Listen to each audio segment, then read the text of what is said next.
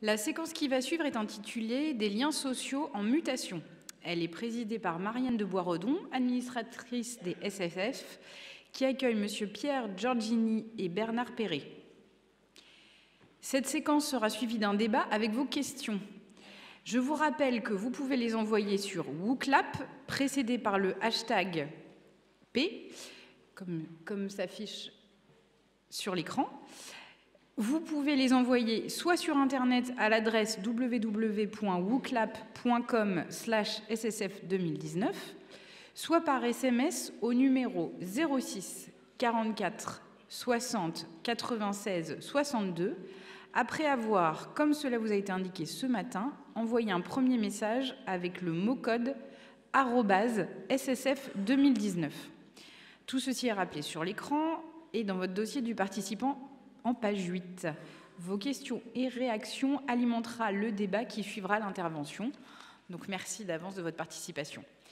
Monsieur Giorgini, Monsieur Perret, Marianne, bienvenue. Marianne, je te cède la parole.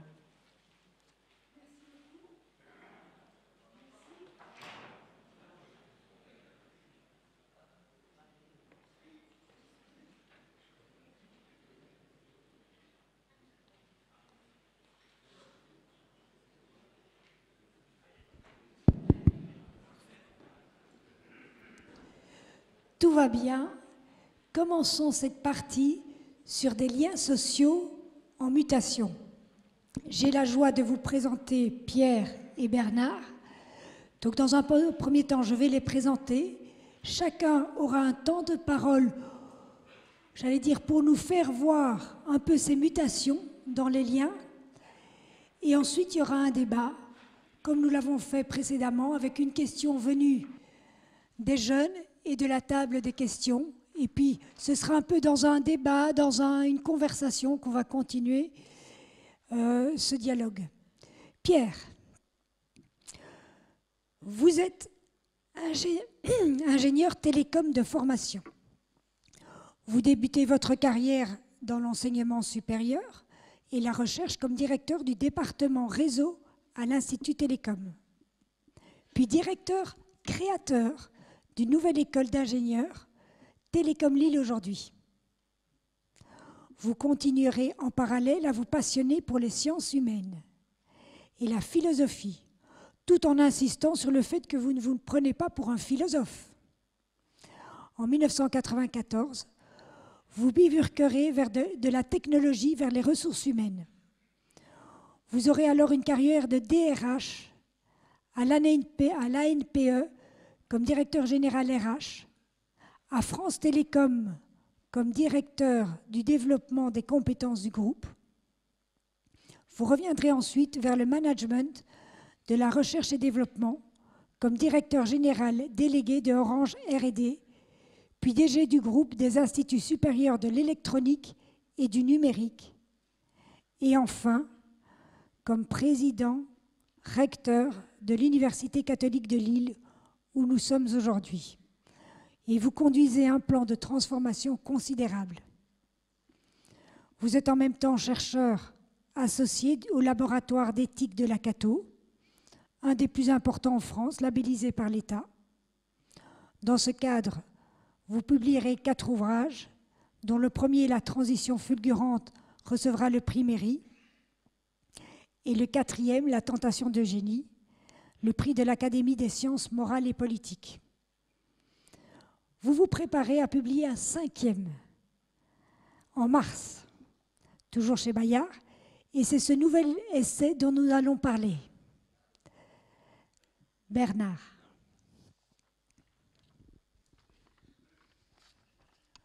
Vous êtes chercheur, consultant, essayiste.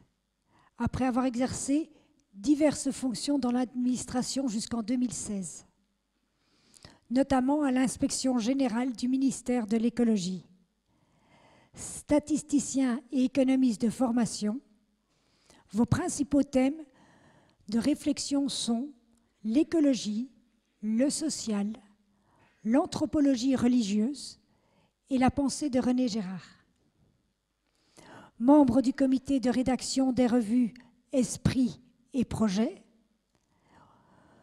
Vous enseignez au Centre Sèvres et à l'Institut catholique de Paris.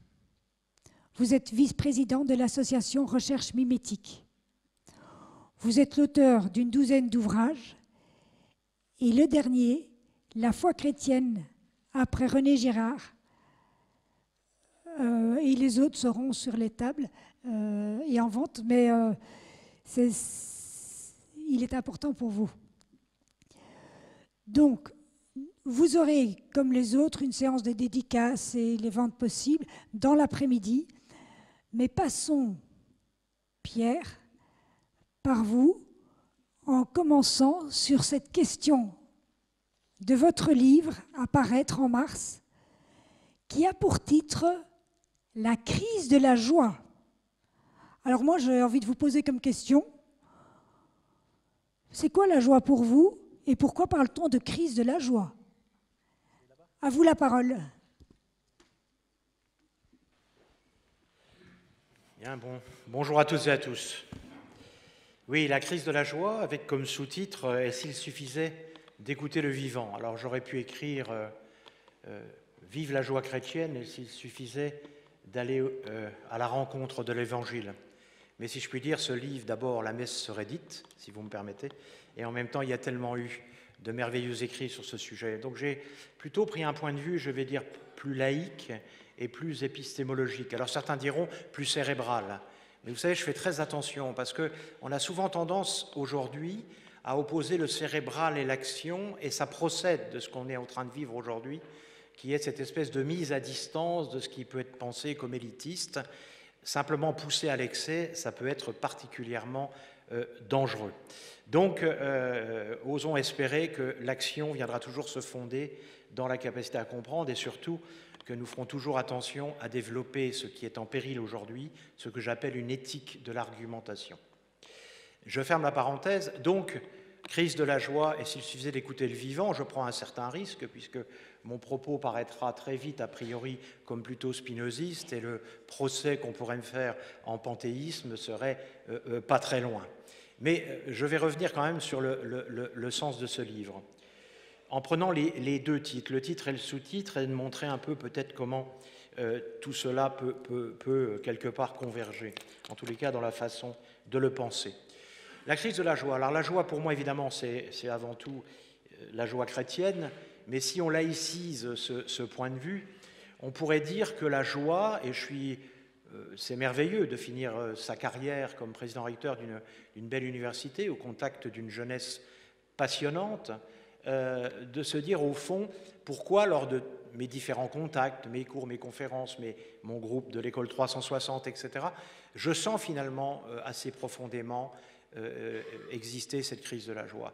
Parce que si on définit la joie comme une aspiration primordiale de notre processus d'humanisation, la joie, ce n'est pas le plaisir, la joie, ce n'est pas l'excitation. D'ailleurs, Patrick Vivray dit remarquablement que c'est le manque de joie, de joie profonde, de joie réelle, qui conduit notre société à rechercher l'excitation consumériste permanente. C'est ce déficit d'intériorité, de joie de l'intériorité, qui nous pousse vers une économie qui ne cesse depuis plus d'un siècle de raccourcir le délai d'accomplissement du désir. On pourrait d'ailleurs continuer à avancer dans ce cadre et continuer de le raccourcir.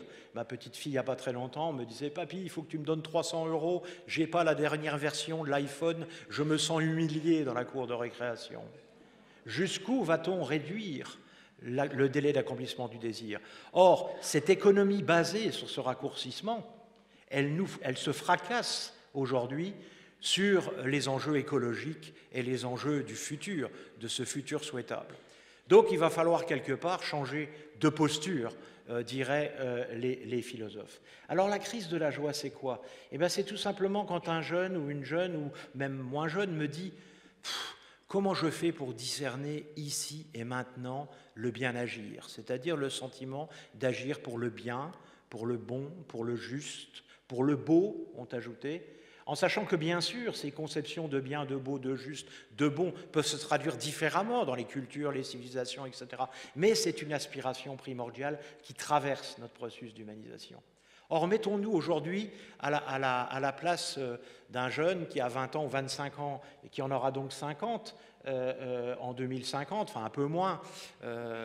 Mettons-nous aussi à la place d'un grand-père comme moi, qui se dit, bon, ben moi, 2050, probablement que je serai ailleurs, sauf si, évidemment, par des extrapolations hasardeuses de courbes qui viennent du monde d'hier, on me montre que la science me permettra de vivre 500 ans. Et quand je dis que je n'ai pas envie de vivre 500 ans, qu'on me dit, c'est pas grave, ça s'appelle de la dépression, ça se soigne parfaitement.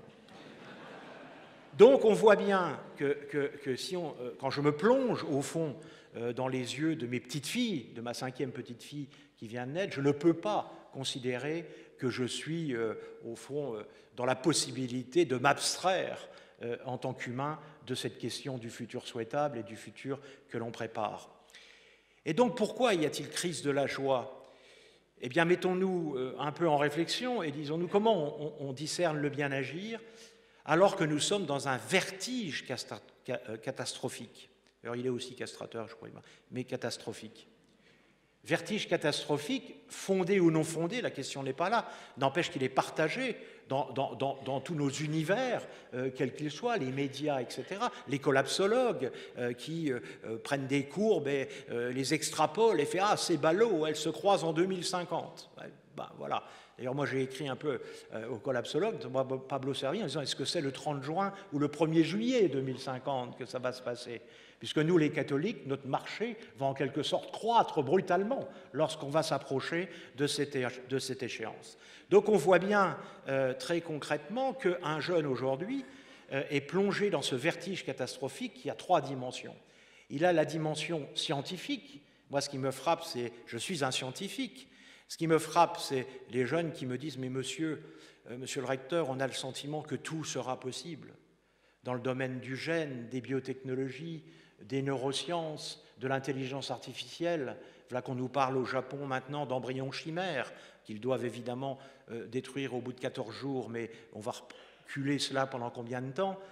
Donc toutes ces questions qui se posent les amènent à dire, mais comment va-t-on réduire le possible au souhaitable? Or ça, c'est dramatique et c'est fondamentalement nouveau, parce que moi, j'étais plutôt jeune militant de la science. J'ai eu ma mère qui a été l'une des premières sauvées par la streptomycine d'une tuberculose dans un rein, fils d'un père italien immigré, marchand de charbon, qui avec son certificat d'études, mais qui lisait à la fois Alexandre Dumas et Proust, et qui me disait « la science, c'est le meilleur moyen de ne pas traverser ce qu'on vient de traverser, 2 guerres mondiales, etc. » Cette croyance de la convergence entre la conception que j'avais du progrès humain et de la science. Et on voit bien qu'aujourd'hui, de dire comment va-t-on réduire le possible au souhaitable, moi je disais, j'étais conscient déjà à l'époque qu'il y avait évidemment énormément de choses possibles et qu'il fallait s'en saisir, mais c'était plutôt dans l'idée comment on va saisir les opportunités du possible pour construire un futur souhaitable ou en tous les cas, enfin désirable ou en tous les cas souhaitable. Et on voit donc qu'il y a déjà là une mise en abîme scientifique, un catastrophiste, ne serait-ce que si on se dit tout ce qui est en train de nous tomber dessus sur le plan scientifique va être hors de contrôle et nous plonger dans une volonté de réduire ce possible au souhaitable. Mais qui va réduire ce possible au souhaitable? Le droit des nations, alors que ce possible les traverse complètement, un droit international. Alors il y a quelques réussites comme le traité d'Oviedo, des choses comme ça. Donc voilà, mettons-nous à la place de ces jeunes qui sont dans ce vertige catastrophique. La deuxième composante de ce vertige catastrophique, elle est temporelle. C'est quand même à peu près la première fois dans l'histoire de l'humanité où on annonce une fin du monde, ou en tous les cas quelque chose où on nous dit qu'il restera peut-être 1 milliard d'humains et que ce sera une bonne chose, puisque moins il y aura d'humains, plus la nature sera préservée. Mettons-nous à la place de ces jeunes dans cette dimension d'un discours dominant qui est tenu sur cette catastrophe à venir dans les années 2050. Donc elle est temporelle, ce vertige est temporel, mais il est aussi spatial. J'aime beaucoup parler d'expérience. Il n'y a pas très longtemps, j'étais devant un ensemble de jeunes moins nombreux que vous. Je donnais ma conférence, mon cours, et à un moment, je vois qu'il se passe quelque chose. Je vois un jeune, c'était une jeune fille d'ailleurs, qui blanchit, qui est là, je la vois, je vois qu'elle est sur son iPhone. Je vois les autres se saisir de leur iPhone et je vois se propager une forme de torpeur. C'était au moment de l'attentat en Nouvelle-Zélande. Je m'arrête et je dis « Qu'est-ce qui se passe ?» Et on me dit « Il y a un attentat en cours. » En cours. Il y a eu un attentat, il y a un attentat en cours. Et l'un dit, oui, il y aurait 50 morts. Et un autre me dit, on serait à 60. Je me dis, qui dit mieux, 70? Donc on voit que ce plongeon dans cette réalité quasiment instantanée, quasiment en temps réel, comme disaient les informaticiens, crée aussi ce vertige-là. Donc vertige temporel, la fin du monde, vertige scientifique, vertige spatial. Mais ceci vient se combiner à un deuxième phénomène qui est la révolution des conceptions. Et c'est là, ce matin, dans l'émission de radio, où je, non pas conteste, mais je discute un peu cette notion de fracture. Parce que quand on parle de fracture, notamment dans le bâtiment, par exemple, on est devant un mur donc, qui est autoréférencé, c'est-à-dire qu'il y a une entité, c'est une entité le mur, et puis ce mur se fracture. Et du coup, on dit, tiens, il se fracture, les fractures sont multiples, etc. Mais je pense que la question, elle est beaucoup plus globale. Ce sont nos conceptions qui sont en train... Nous vivons une véritable révolution épistémique, au sens de Michel Foucault, pardon. Alain Foucault, c'est un copain, qu'il développe, par exemple, dans l'archéologie du savoir, c'est-à-dire que nous sommes vraiment dans une transformation de nos conceptions, c'est-à-dire la conception, la définition de la conception, c'est la manière de percevoir. Ce sont nos manières de percevoir qui sont en train d'être bouleversées.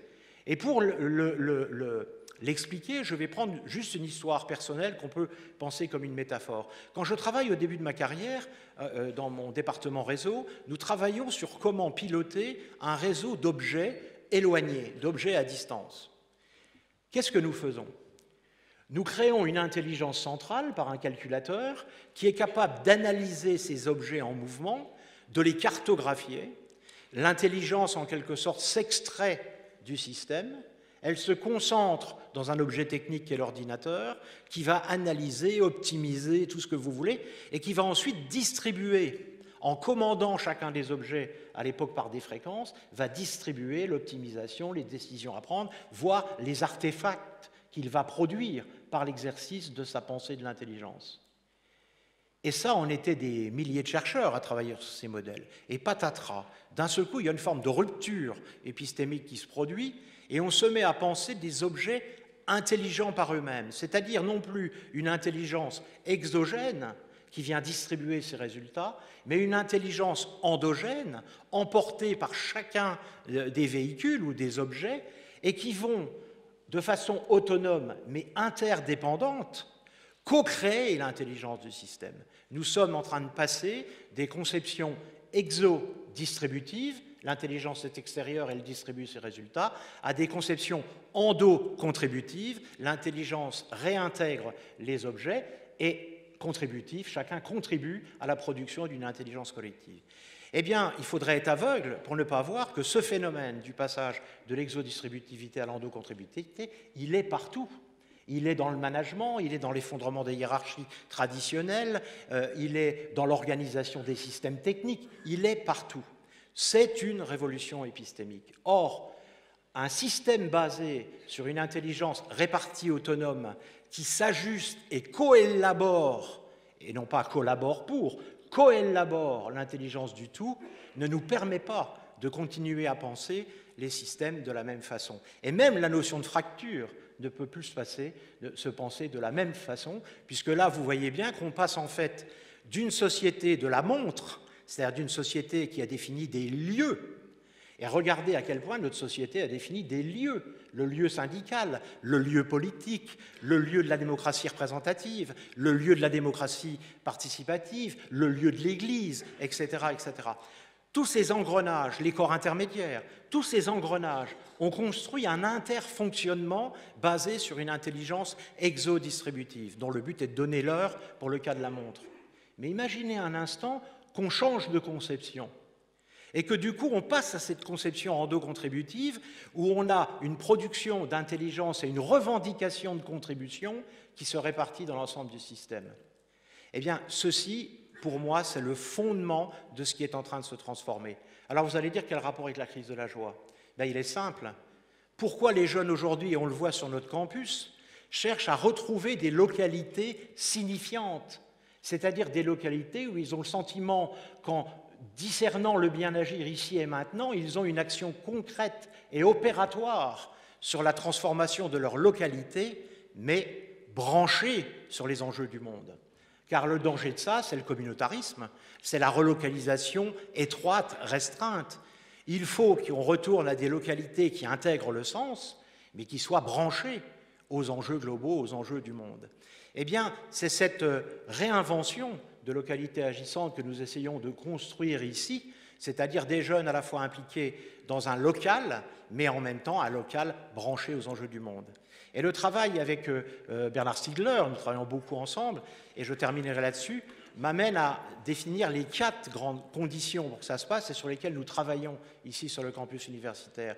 Il faut d'abord que la localité soit épistémique, c'est-à-dire qu'elle crée de la connaissance dans l'expérience. Parce que comment voulez-vous partager l'expérience si vous ne créez pas de connaissance dans l'expérience? Donc elle doit être épistémique. Elle doit être évidemment anti-anthropique, c'est-à-dire d'être très vigilant sur son impact écologique, son impact global, son impact anthropique.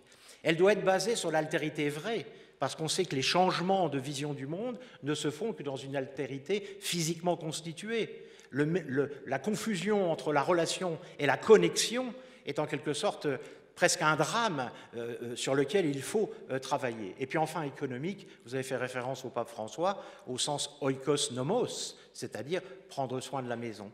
Si ces conditions sont remplies, alors on va éviter 2 écueils, et je terminerai là-dessus. Le premier, c'est l'écueil de l'enfermement sur sa communauté agissante. Il faut produire de la connaissance pour permettre de partager, de se connecter aux enjeux du monde. Le deuxième risque, il est plus global, et c'est l'écoute récente dans une conférence de Pierre Manant, et c'est comme ça que je rebouclerai d'ailleurs avec l'Évangile, c'est qu'évidemment le deuxième écueil, c'est qu'on voit que cette relocalisation, cette reconnexion aux enjeux du monde, au fond, cette reconnexion avec la nature que l'on voit naître dans tous ces désirs et ces recherches de joie qu'ont nos étudiants dans l'action, eh bien, peut nous amener à aplatir complètement notre humanisation, c'est-à-dire à nous considérer à égalité de dignité avec l'ensemble des composants de la nature. Et on voit naître tous ces mouvements véganes, etc., etc. Sauf que là, il y a évidemment un risque, parce que cet aplatissement peut nous conduire à retourner au fondement de notre animalité, c'est-à-dire au régime des pulsions, que l'on voit aujourd'hui dans un certain nombre de communautés, régime des pulsions de haine, par exemple. Et donc ce risque, il est important, et il est porté par la question de notre rapport à la puissance. Et le grand problème aujourd'hui, et je terminerai là-dessus, c'est que l'État aujourd'hui est plutôt hobbesien que rousseauiste, c'est-à-dire dit « je suis la propre limite à ma puissance ». Mais si je suis ma propre limite, je suis sans limite par définition. Et donc la question de y a-t-il une puissance qui nous surplombe, et c'est là où je rebouclerai avec le message chrétien, car c'est à toi qu'appartiennent le règne, la puissance et la gloire. C'est-à-dire que notre conception chrétienne, c'est qu'il y a une puissance qui nous surplombe, quelque chose qui nous dépasse. Nous ne sommes pas les seuls maîtres pour définir la puissance et les limites de la puissance, par la science notamment, que nous voulons délivrer. Or, nous dit Pierre Manant, cette puissance divine, cette puissance qui nous surplombe, quand elle vient s'incarner, c'est dans la plus grande humilité, dans le souci du plus pauvre et dans le Christ crucifié et ressuscité. Puisse-t-on mettre des limites à la puissance scientifique avec humilité? Merci.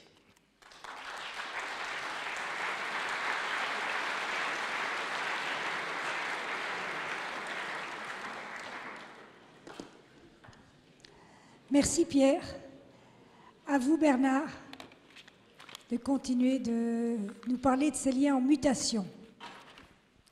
Alors je dois préciser que je vais moins me situer dans le constat que dans la prospective, et dans mon registre, ça sera plutôt ce qui va devoir changer. Et le deuxième avertissement que je dois faire, c'est que mon propos aura certains aspects catastrophistes. Je dois le dire après tout ce qu'on vient de dire sur le catastrophisme, mais j'espère que vous verrez quand même certaines différences entre la perspective que je vais essayer d'esquisser et puis simplement le discours sur l'effondrement. Il y a quand même des différences. Alors, en guise d'introduction, voici cette phrase extraite de Laudato Si qui insiste sur le fait que on ne peut pas penser quoi que ce soit aujourd'hui sans prendre en compte ce qu'il y a d'inédit dans la situation historique de l'humanité. Et pour le pape, le caractère inédit de la situation de l'humanité tient notamment au resserrement des contraintes écologiques. C'est dans ce contexte qu'il faut repenser beaucoup de choses, et à commencer par la question sociale et tous les problèmes de gouvernance. Pour le dire très simplement, il y a un constat qui, je crois, est à la fois totalement évident et totalement non pris en compte, c'est que nous sommes confrontés pour la première fois de manière très concrète et presque brutale aux limites physiques du monde habitable, et que nous vivons ce que je serais tenté d'appeler le choc de la finitude. Et la conséquence majeure de ce choc, c'est l'accroissement rapide des interdépendances de toute nature. Très concrètement, ça signifie que nous ne pouvons plus ignorer que nos modes de vie et nos manières de consommer ou de nous déplacer ont des conséquences pour l'ensemble des humains. Alors, un exemple très parlant de ces interdépendances a été donné par l'actualité il y a ces derniers mois avec le problème des feux de forêt en Amazonie, problème qui a pris une dimension géopolitique, comme vous le savez, et qui illustre de manière très concrète cette interdépendance à cause du fait que maintenant nous ne pouvons plus ignorer que les forêts tropicales sont des biens communs mondiaux dont la préservation est vitale pour l'ensemble des humains. On pourrait bien sûr évoquer une foule d'autres problèmes, à commencer par celui des océans, des stocks de poissons, la biodiversité, la pollution par les déchets plastiques, l'élévation du niveau de la mer, j'en passe, et des meilleurs, si je puis dire, ou des pires. Et nous allons de plus en plus être confrontés à des problèmes vitaux dont la solution ne pourra être que mondiale et coopérative, ce qui va nous obliger à assumer le fait que l'humanité constitue désormais une seule et même communauté de destin. Pour le dire avec les mots du pape, la maison commune, une expression qu'il emploie souvent, la maison commune de l'humanité a un besoin urgent de copropriétaires responsables. Or, au risque de passer pour un prophète de malheur, il faut d'une part rappeler que cette communauté des copropriétaires, elle n'existe pas, et que notre copropriété planétaire est cependant menacée de ruine à relativement court terme. Je passe ces vues pour mémoire, parce que je pense que vous les connaissez tous, c'est l'élévation de la température moyenne du globe, mais peut-être ce graphique-là, cette courbe-là est moins connue et elle est encore plus inquiétante, et c'est celle auquel je pense souvent et qui m'empêche de dormir, c'est l'évolution de la concentration en carbone de l'atmosphère. Et cette courbe, elle est particulièrement inquiétante. Pourquoi ? Parce qu'on ne voit aucune inflexion. C'est-à-dire qu'on a beau parler de développement durable depuis un certain nombre d'années, il y a eu le sommet de Paris, etc. Mais en réalité, pour l'instant, force est de reconnaître qu'il ne se passe rien. Alors, il y a à peine besoin de rappeler les conséquences actuelles et potentielles du réchauffement climatique, les records de température cet été en France, les incendies en Californie, en Australie, les inondations, la fonte des glaciers, la remontée vers le nord des vecteurs de maladies tropicales, le moustique tigre, les atteintes à la biodiversité, les problèmes des rendements futurs sur les rendements agricoles, etc., etc. Alors, l'une des conséquences majeures de cet accroissement des interdépendances, c'est qu'il n'est plus possible de séparer la question écologique et la question sociale. que ça soit au niveau global de l'ensemble de l'humanité ou au niveau de chaque société nationale. On le voit avec les négociations sur le climat, où il est impossible d'avancer sans confiance mutuelle et sans solidarité financière entre les pays riches et les pays pauvres. Et au plan national, on en a eu une illustration ces derniers mois avec la crise des Gilets jaunes.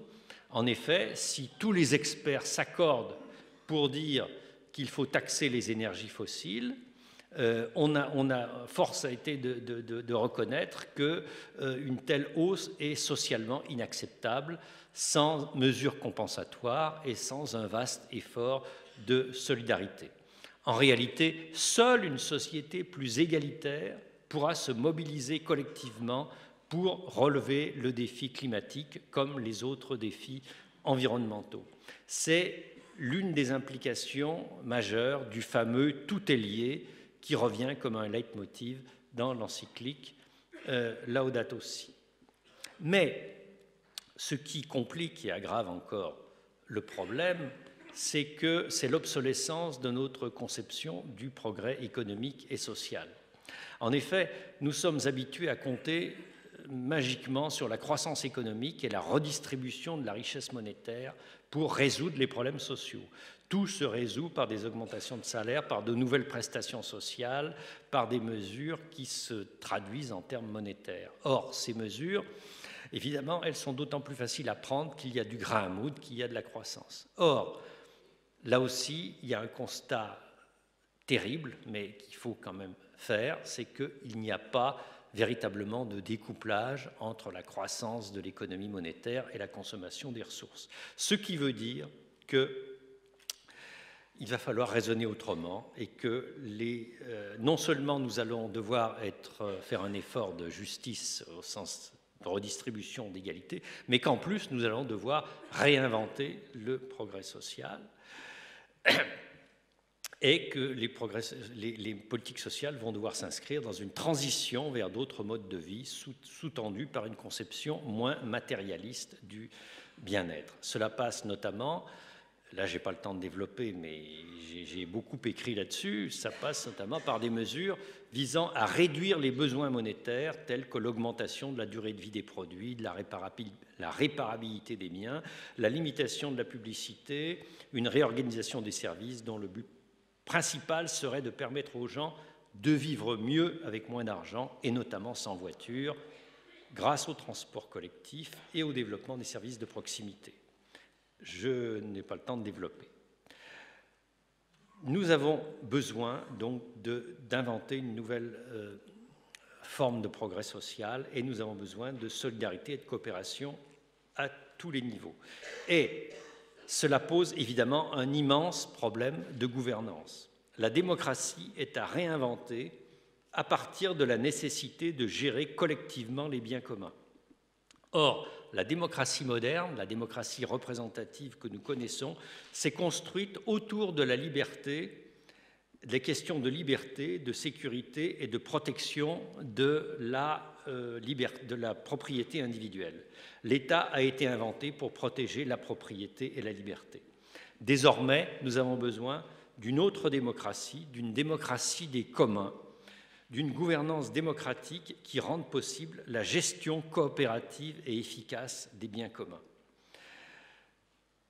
Ceux qui se projettent dans un avenir dominé par la question écologique pensent souvent de manière dichotomique.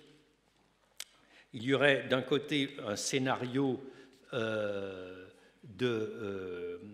dictature écologique, un État centralisé, un Big Brother qui répartirait les ressources, et de l'autre côté, on a ceux qui, comme par exemple les livres qui viennent de paraître sur l'effondrement, qui sont plutôt partisans de petites communautés locales refermées sur elles-mêmes en disant que les grandes structures vont s'effondrer, etc. Je pense qu'en réalité, ça ne sera ni l'un ni l'autre. Il faut bien sûr que les gens se mobilisent au niveau local dans des schémas de gouvernance très décentralisés, mais on aura aussi besoin de gérer à l'échelle planétaire des biens communs mondiaux et en s'appuyant sur de grandes structures, de grands réseaux, de grandes institutions transnationales qui, dans certains cas, devront avoir des pouvoirs étendus. Je ne vois pas comment nous pourrions imaginer l'avenir autrement que sous la forme d'une trame complexe d'institutions et de dispositifs de gouvernance de différents types à tous les niveaux sur une grande diversité de sujets. Cela exigera de nous un immense effort de créativité institutionnelle et une transformation profonde de la culture. Transformation de la culture dont l'un des éléments sera la culture du care, c'est-à-dire la culture du prendre soin des autres, prendre soin de la nature. Et bien sûr, cette transformation culturelle ne sera pas possible sans une révolution spirituelle, et ce n'est pas pour rien que le pape en appelle à une conversion écologique. Alors vous allez me dire, tout cela est parfaitement utopique, et je suis totalement d'accord avec vous, c'est absolument utopique. Tout ce qu'on voit dans le monde va le plus souvent dans un sens opposé. Alors bien sûr, il y a des signes positifs. On voit la mobilisation des jeunes avec l'effet Greta Thunberg. On voit une augmentation du temps consacré à l'écologie dans les médias.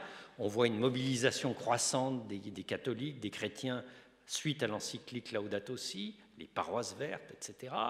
On voit émerger de nouvelles pratiques de consommation, notamment en matière d'alimentation, un foisonnement d'initiatives et d'innovations locales autour de l'économie sociale et solidaire, l'économie collaborative, les circuits courts, il y a des expériences de démocratie participative, mais il y a surtout énormément d'évolutions inquiétantes, totalement contraires à ce qu'exige la survie de l'humanité. D'abord, on assiste à une dégradation des relations internationales, une multiplication des foyers de crise. On a une crise du multilatéralisme, notamment en matière d'écologique, avec des gouvernements ouvertement climato-sceptiques aux États-Unis et au Brésil. On a une crise mondiale de la démocratie avec une montée des populismes, des nationalismes, des fondamentalismes, des idéologies axées sur le repli sur soi et l'égoïsme national.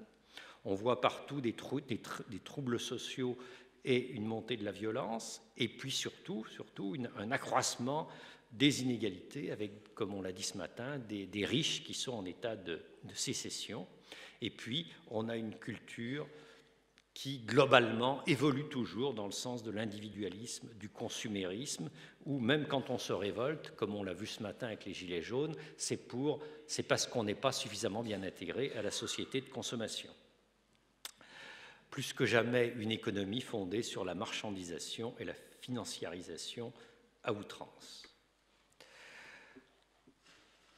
Mais il faut donc, je crois, faire le constat que l'avenir n'est pas contenu dans les tendances du passé.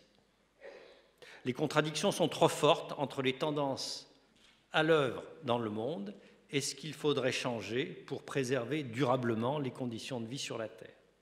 Des ruptures imprévisibles et potentiellement catastrophiques sont presque inévitables et on voit déjà, bien sûr, se multiplier des catastrophes écologiques, mais il faut anticiper ce que nous ferons quand nous serons confrontés à des millions de réfugiés climatiques qui frapperont à notre porte, alors qu'aujourd'hui, quand il faut accueillir quelques dizaines de milliers de migrants, on voit déjà les problèmes politiques que ça provoque. Alors je mesure bien que je suis en train de faire du catastrophisme d'une certaine manière, mais je ne vois pas comment faire autrement. Il ne sert à rien de jouer les autruches et de se mettre la tête dans le sable. En réalité, si on veut avoir de l'espérance, il faut admettre que les catastrophes sont aussi des moments de réinvention, des moments de transformation profonde des mentalités de la société. Pour le dire d'une phrase, c'est un peu comme à la veille d'une guerre, nous ne savons pas de quoi nous sommes capables. Le philosophe Henri Bergson décrit ainsi ce qu'il éprouva en apprenant l'entrée en guerre de la France en 1914. Malgré mon bouleversement, et bien qu'une guerre, même victorieuse, m'apparut comme une catastrophe, j'éprouvais un sentiment d'admiration pour la facilité avec laquelle s'était effectué le passage de l'abstrait au concret. Qui aurait cru qu'une éventualité aussi formidable pût faire son entrée dans le réel avec aussi peu d'embarras? Cette impression de simplicité dominait tout. Il me semble que ce qui se manifeste et qui s'est toujours manifesté à l'occasion des guerres est d'une grande portée anthropologique et spirituelle. Ce sont souvent des événements qui nous transforment et nous révèlent à nous-mêmes. Ce qui fait sens et change nos vies en profondeur nous est révélé par des rencontres ou par des événements heureux ou malheureux que nous ne maîtrisons pas. Je pense donc, et ça sera ma conclusion, qu'il faut revisiter l'idée d'apocalypse. Je sais que je dis un gros mot qui va donner sûrement des boutons à certains, mais je précise apocalypse non pas au sens de fin du monde, non pas non plus au sens d'une séparation violente entre les bons et les méchants, mais dans le sens grec du mot qui veut dire dévoilement, révélation, moment de vérité et nouveau commencement. Merci.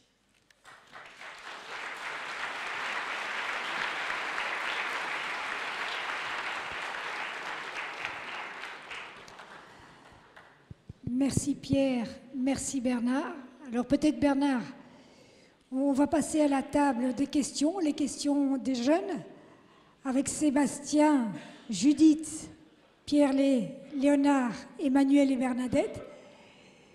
On va prendre une question de la salle et je passe donc la parole aux jeunes dans un premier temps et ensuite à la table des questions. Est-ce que vous êtes prêts ? Oui. Merci. Bonjour. Notre rapport du temps a évolué.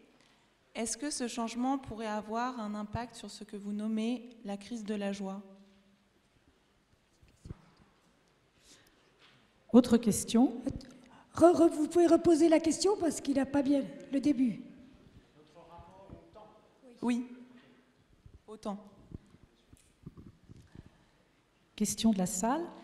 Monsieur Giorgini nous dit qu'aujourd'hui, plus que jamais, tout est possible. Nous savons que tout n'est pas souhaitable. Donc, qui va définir le souhaitable dans ce monde qui vient et où chacun cherche à contribuer ? Et quel sera, dans ce cadre, le rôle du politique, par exemple ? Bon, je vais essayer des réponses courtes, mais c'est sujet. Bon, la question du rapport au temps, elle est fondamentale, qui renvoie d'ailleurs la question du rapport à l'intériorité et à la dimension spirituelle de notre vie. Ce que je veux dire par là, c'est que, j'en ai parlé, tout a été basé dans le développement économique de la première et de la deuxième révolution industrielle sur le raccourcissement du délai d'accomplissement du désir. Nous sommes dans une économie du délai, et le temps n'est pas le délai. Ivan Illich, à une époque, l'a montré pour les véhicules. Le temps que vous passez pour les payer fait qu'au total, si vous le passiez pour marcher, vous iriez aussi vite. Donc ça veut dire que la voiture ne vous fait pas gagner du temps, elle vous fait gagner du délai. Et c'est de cela, évidemment, qu'il est nécessaire de sortir. Et la joie profonde, cette joie intérieure, cette joie d'émancipation permanente de notre humanisation, elle se fonde dans la remise en cause, dans la valorisation du temps et non pas dans la valorisation de l'excitation que produit le raccourcissement du délai d'accomplissement du désir. Sur la deuxième question, parce que je veux vraiment être court, c'est un de mes points de discussion et de débat et de divergence, parce que d'un point de vue purement théorique, quand on parle, mon livre, mon 6e livre, qui paraîtra en septembre l'année d'après, si on parle d'imprédictible et d'imprévisible, pourquoi sans cesse on associe l'imprévisible à la catastrophe ?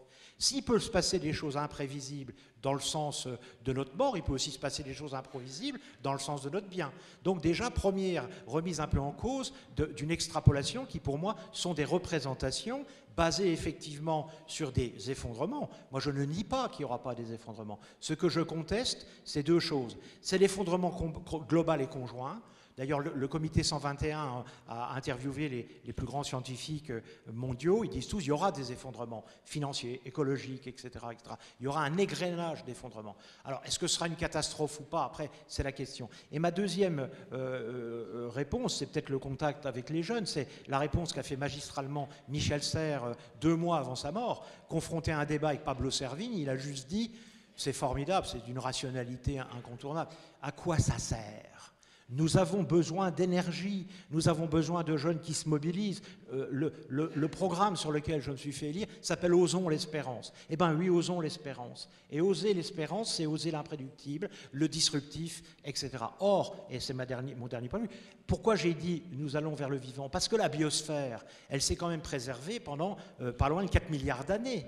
Et elle n'a quasiment jamais dépassé ces seuils des 2000 milliards de tonnes équivalent CO2, qui est en gros ce que nous donne le Soleil, enfin c'est 8000, la source chaude du Soleil, la source froide de la nuit noire. Et puis c'est une espèce particulière qui s'appelle l'humain, qui était le seul qui pouvait en avoir conscience, qui a transgressé ça depuis 1850, avec une explosion en 1950. On est à 12 000 milliards, on va vers 24 000 milliards. Ok, très bien, tout va bien. Mais Mireille Delmas-Marty, elle pose juste une question, professeure au Collège de France. Si l'Anthropocène, c'est la période où l'homme est devenu une force tellurique, c'est-à-dire que l'on peut voir et voir les traces au niveau géologique et au niveau de la biosphère. C'est ce que les géologues ont appelé l'Anthropocène, c'est-à-dire cette période où l'humain est devenu une force tellurique. Elle pose simplement une question. Est-ce que c'est de l'utopie ou du rêve ou je ne sais pas quoi, que cette force tellurique se concentre sur la réparation et non pas sur la poursuite de la destruction. Donc voilà, j'ai un peu débordé la question, mais je reste ouvert évidemment au débat. Merci. Je propose qu'on passe à une deuxième série de questions. Donc la parole aux jeunes et à la table de questions.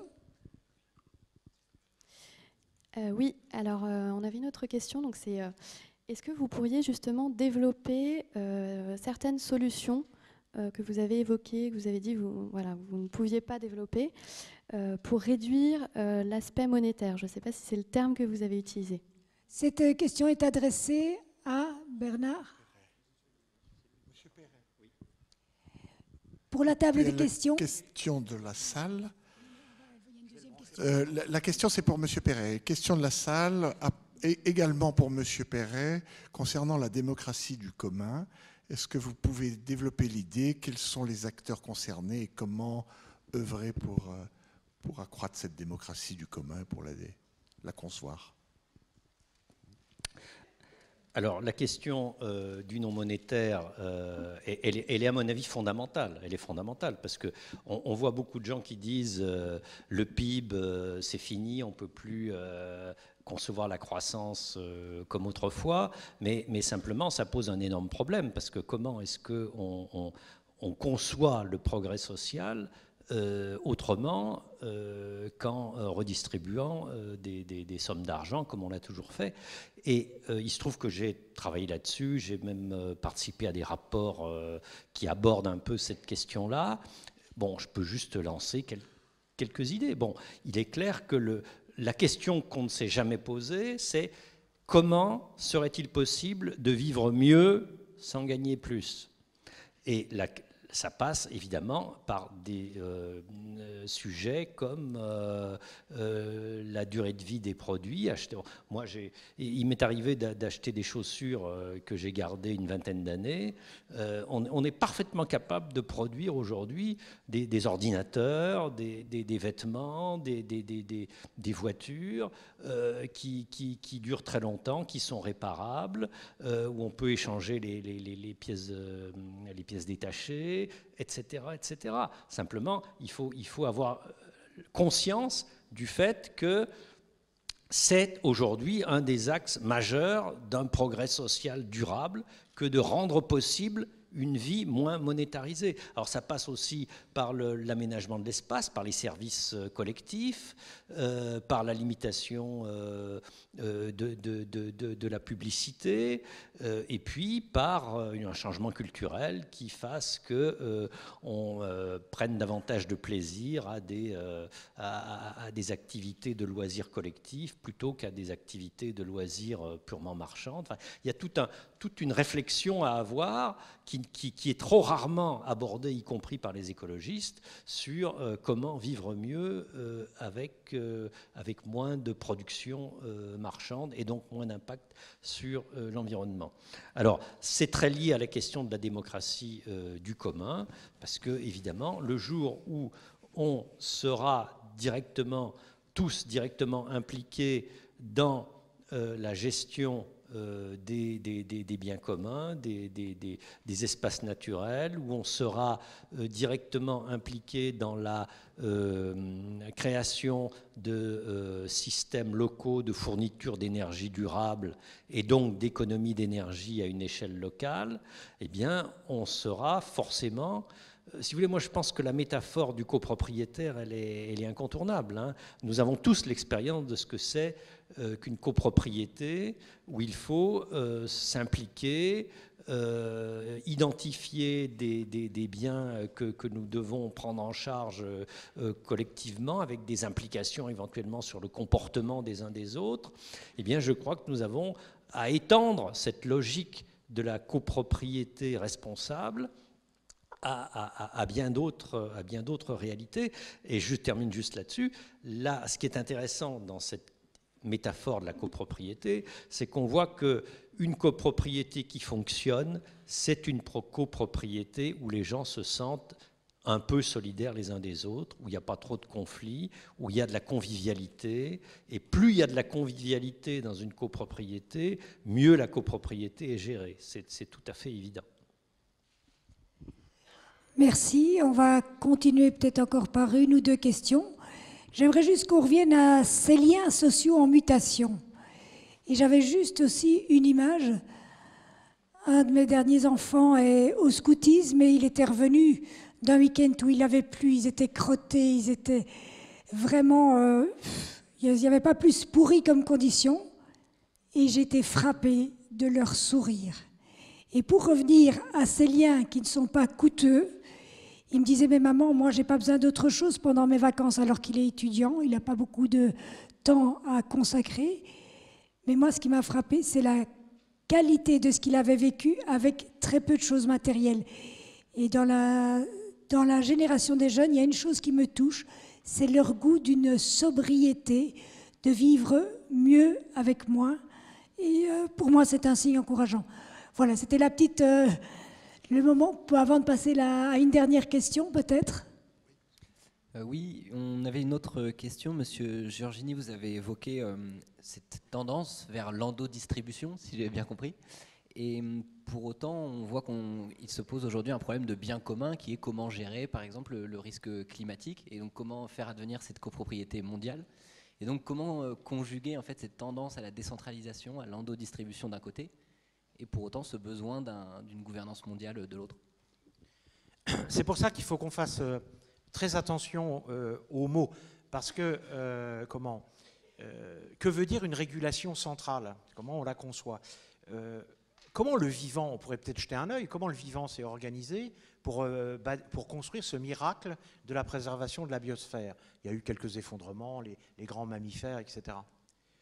Il n'a pas sorti, il n'y a pas il y a un grand architecte de la conception du tout, mais il n'y a pas là-haut quelqu'un qui est devant ses écrans et qui dit, bon alors comment je fais pour articuler les enjeux de la biosphère avec les enjeux de la noosphère, si on est théardien, les enjeux de la géosphère. Non, pourtant ça a marché.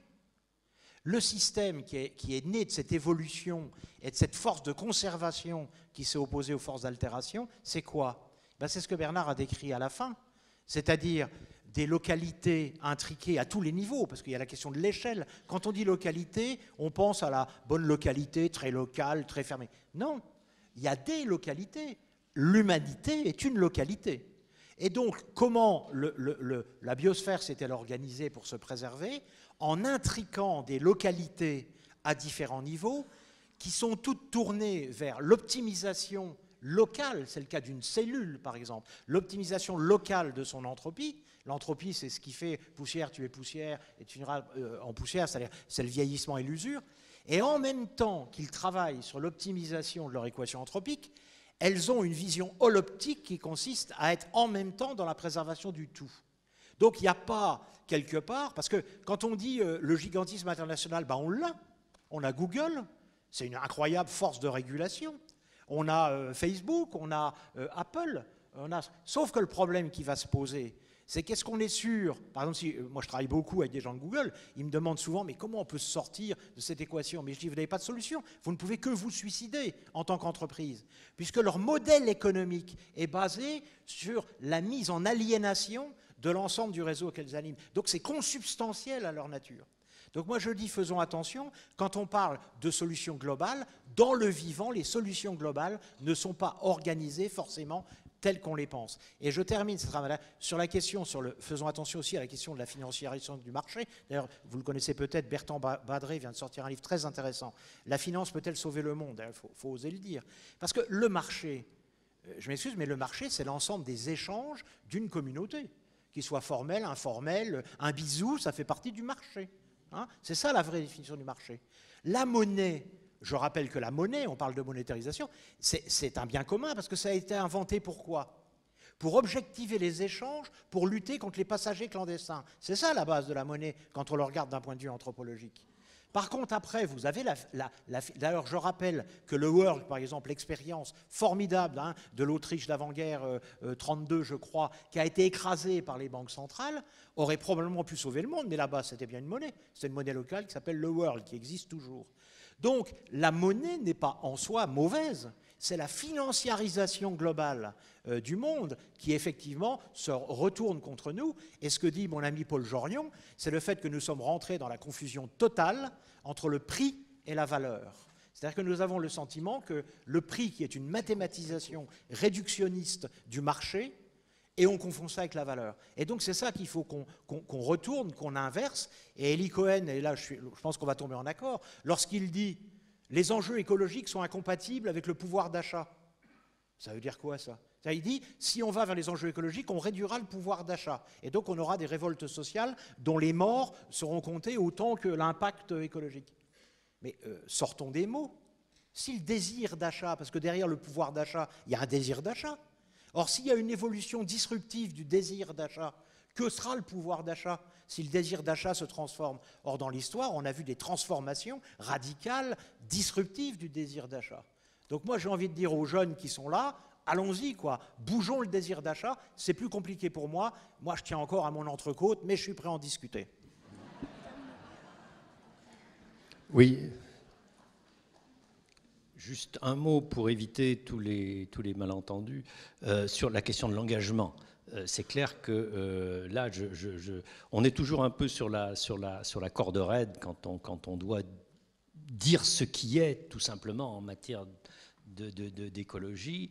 C'est comme un médecin qui doit annoncer au malade qu'il est très gravement malade et que malgré tout, il y a quand même des choses à faire. Bon, moi, pour être tout à fait clair, je pense qu'il faut évidemment s'engager, faire de la politique, qu'il faut faire tout ce dont on a parlé, c'est évident, mais qu'en même temps, il faut aussi avoir conscience qu'on doit travailler sur l'imaginaire, c'est-à-dire on doit en même temps être conscient du fait qu'on va vers...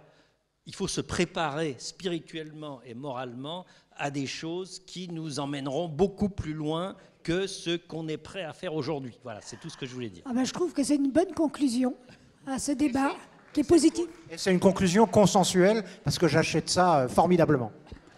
Super.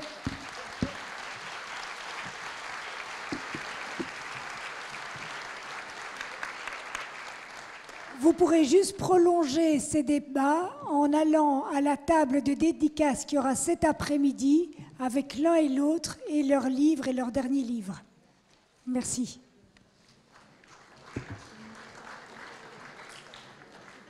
Merci Monsieur Giorgini, merci Monsieur Perret de nous avoir fait toucher du doigt en quoi les mutations de notre société bouleversent et invitent à repenser les liens et les rapports sociaux, que ce soit par le développement d'une intelligence collective distribuée ou le fait que nous sommes désormais encore plus indépendants comme copropriétaires d'une planète limitée.